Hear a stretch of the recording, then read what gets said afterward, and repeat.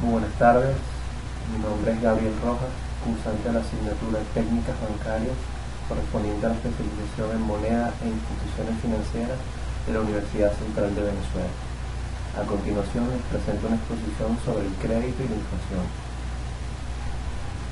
Dentro de la agenda a tratar para esta exposición tenemos el crédito y los préstamos, definiciones, diferencias entre créditos y préstamos, tipos de crédito. Por otra parte, hablaremos también de la inflación, relación entre el crédito, dinero y la inflación. Tocaremos algunas de las más importantes crisis financieras, entre ellas la mexicana, el efecto tequila, las crisis argentinas, el rodillazo, la hiperinflación de 1989 y por último la convertibilidad. El crédito y los préstamos. Aunque habitualmente consideremos que los préstamos y créditos son lo mismo, en realidad no lo son. Un crédito es una cantidad de dinero con un límite establecido que una entidad, principalmente la banca, pone a disposición de un cliente. Por otra parte, un préstamo es la operación financiera en la cual un prestamista entrega a un prestatario una cantidad fija de dinero con la condición de que el prestatario devuelva esa cantidad junto con los intereses pactados en un plazo determinado. La amortización o devolución del préstamo normalmente se realiza mediante unas cuotas regulares. Estas cuotas pueden ser mensuales, trimestrales o semestrales a lo largo del plazo del préstamo. Por lo tanto, la operación tiene una vida determinada y los intereses se cobran sobre el total del dinero prestado. Veamos algunas diferencias entre el crédito y los préstamos. Básicamente, en el crédito, al cliente no se le entrega la totalidad del monto del crédito, sino que éste la usa de acuerdo a sus necesidades. Pudiera hacerlo a través de una cuenta bancaria o a través de una tarjeta de crédito. Es decir, la entidad irá realizando entregas parciales a petición o de acuerdo a las necesidades del cliente. Puede ser que el cliente disponga de todo el dinero concedido o solo una parte. Pero al fin y al cabo, el cliente solo pagará interés por el dinero del que efectivamente haya dispuesto o utilizado.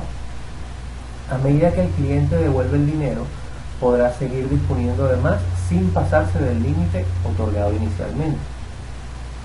Los créditos, a diferencia de los préstamos, cuando culminan, pueden renovarse o pueden ampliarse. Los intereses de los créditos suelen ser más altos que los del préstamo, pero, como ya hemos mencionado, en los créditos solo se pagará interés por la cantidad utilizada. En los préstamos, a diferencia de los créditos, los intereses se cobran sobre el total del dinero prestado. Los préstamos suelen concederse para financiar la adquisición de un bien o un servicio en concreto, por ejemplo, un carro, una casa.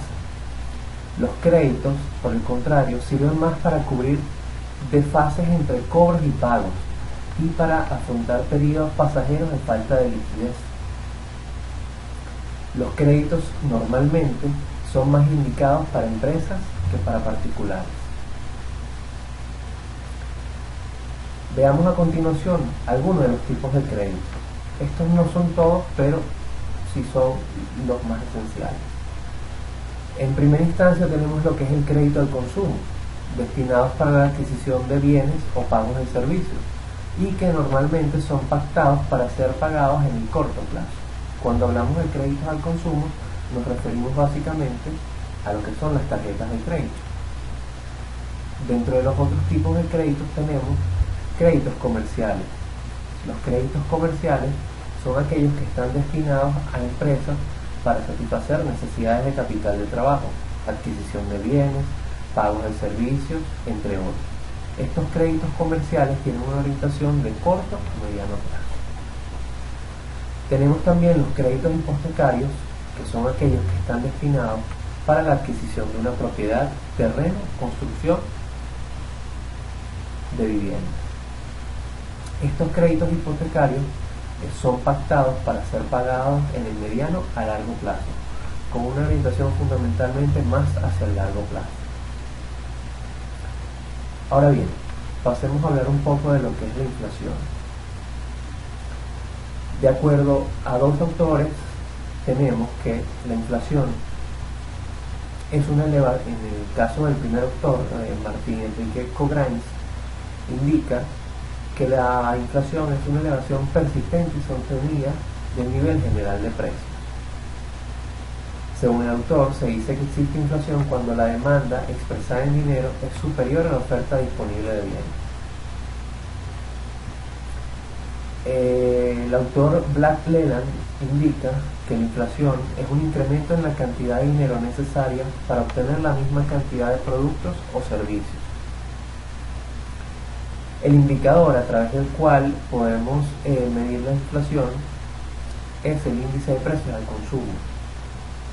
El índice de precios al consumo o el índice de precios al consumidor es un índice que mide el porcentaje de incremento en los precios de una canasta básica de productos y servicios que un consumidor adquiere.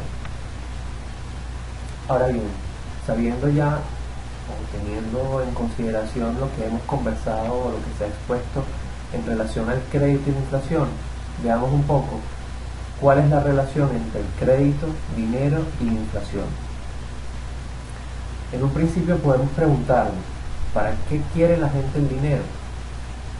Más bien, hay dos razones fundamentales.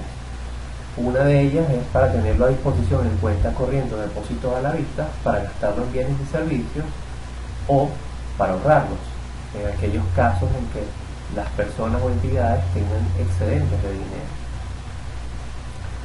La cantidad de dinero que la gente y las empresas mantienen en efectivo o en cuenta corriente con disposición inmediata es la cantidad de dinero, billetes y monedas en curso legal en la economía.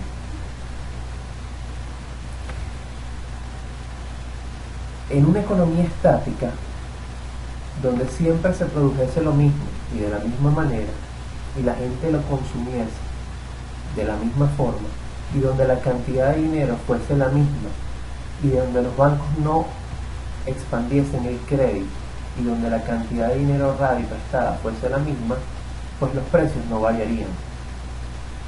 Ahora bien, imaginémonos el caso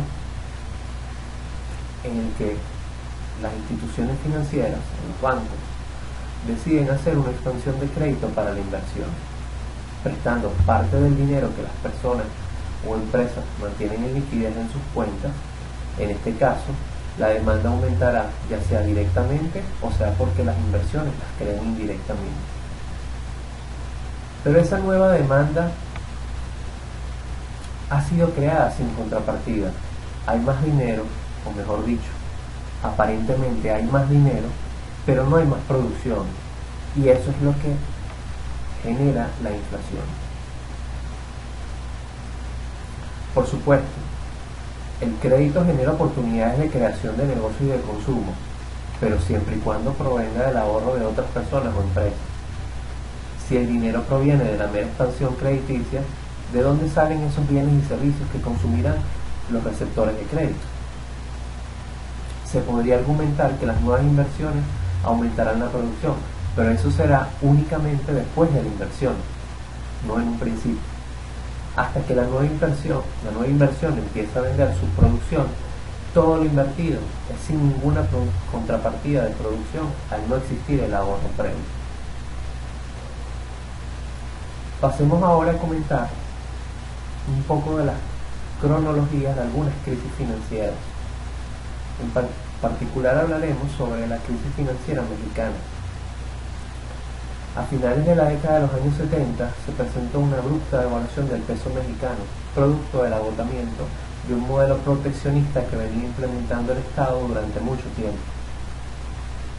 Ya a partir de la década de los años 80, México se orienta hacia una apertura comercial, a través de la cual deseaban atraer capital extranjero, y con esto se llevaron a cabo o se dieron algunas crisis económicas en los años 76, 82 y 94. Particularmente durante esta etapa se inicia una lucha contra la inflación, la cual era obstáculo para que la estrategia exportadora del gobierno se pudiera completar. Es en diciembre de 1987 cuando el gobierno anuncia una política de ingresos con disciplinas en el orden fiscal monetario. El objetivo explícito era reducir la inflación mediante la eliminación de su componente inercial sin afectar el crecimiento económico. Veamos un poco lo que son las variaciones que ha tenido México en cuanto a su inflación desde el año 1985 al año 2005. Como comentamos, en diciembre de 1987, el gobierno anuncia una política de ingresos con disciplinas en el orden fiscal monetario. El objetivo explícito era reducir la inflación mediante la eliminación de su componente inicial. Podemos ver aquí y observar cómo en ese año la inflación llegó a casi un 160%. La estrategia de control de la inflación, a pesar de esto, fue sumamente exitosa, al punto de que la inflación descendió del 160% en 1987 a un 7% en 1994. Ahora bien, sin embargo, a pesar de que la inflación descendía, el déficit de la cuenta corriente de la balanza de pagos mexicana crecía medidamente. Según De Villar, en 1994, el déficit de cuenta corriente alcanza los 28.8 mil millones de dólares, financiado en parte con flujos de capital de corto plazo. Siguiendo con las crisis financieras, quizás la más considerable de estas es el efecto tequila, el cual se dio en el año 1994. La crisis económica de 1994 fue una crisis de repercusión mundial, esencialmente provocada por la falta de reservas internacionales, causando la devaluación del peso mexicano en el contexto internacional. Las consecuencias económicas de esta crisis se denominó efecto tequila. En México también se le conoce como error de diciembre, para atribuir la crisis a las malas decisiones de la administración en aquel momento. Una inestable situación política y la escasez de reservas internacionales disminuyó la confianza internacional de los inversores. Se desencadenó una crisis de balanza de pagos, conduciendo a una abrupta devaluación del peso y en una caída del Producto Interno Bruto Nacional. Para evitar un ajuste cambiario, el gobierno aumenta la emisión de títulos denominados en dólares, famosos pesobonos. No existe evidencia de que el Tratado de Libre Comercio entre Estados Unidos, México y Canadá, que había entrado en vigor en ese mismo año, haya tenido algún margen importante de incidencia en la crisis de México de 1994. Sigamos ahora con alguna cronología de las crisis financieras argentinas más importantes. En principio veremos lo que fue la crisis financiera del Rodigazo en 1975. Fuertemente afectada por la crisis mundial del 73, Argentina experimenta en 1975 el famoso Rodigazo, producto del paquete de medidas económicas que se dio en ese año. El tipo de cambio artificialmente bajo y un altísimo déficit fiscal, aproximadamente 14% del PIB, hicieron que a finales del 74 el país haya perdido casi 2/3 de sus reservas internacionales. La medida de ajuste en 1975 duplicó los precios de la economía, originando una fuerte devaluación, 160% para el cambio comercial y 100% para el cambio financiero, dispararon la tasa de inflación anual a 3 dígitos. En esencia, las medidas buscaban corregir los desequilibrios macroeconómicos provocados en los años anteriores y eliminar con esto las fuertes distorsiones de precios relativos. Al mismo tiempo, reducir el enorme déficit público existente y aumentar la productividad de las empresas vía devaluación del peso. El efecto más importante fue una enorme regresividad en el ingreso de la población, que nunca volvió a ser lo que Por otra parte, tenemos la crisis de la hiperinflación de 1989. Diversos factores influyeron en esta crisis: el estancamiento económico, el fuerte endeudamiento, la falta de inversión o desinversión en infraestructura y bienes de capital, y desequilibrios fiscales y comerciales. Para este año la hiperinflación alcanzó un 626%. En un intento de política de shock al aumento de precios, se implementó el plan Austral como medida de estabilización monetaria que sustituía el peso argentino. De una inflación del 30% mensual se pasó a un tercio. Durante los primeros 25 meses del plan Austral, la inflación fue del 215% y el dólar se incrementó en un 163%. En 1998, ante un rebote inflacionario, se creó un nuevo programa, conocido como el Plan Primavera, que no lograría evitar la hiperinflación de 1989 y el aumento de precios desmedidos. Por otra parte, el 6 de febrero se anunció que no había reservas disponibles para satisfacer la demanda de dólares, al mismo tiempo que se aceleraba la depreciación del austral. La inflación total en 1989 fue de 1923% y el dólar, que había comenzado el año a 24,3 australes, terminó el año 1950.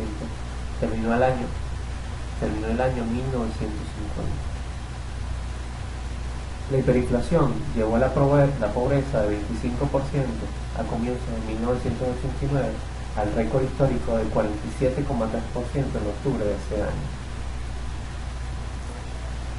Por último, para finalizar con las crisis financieras argentinas, hablaremos de lo que fue la convertibilidad.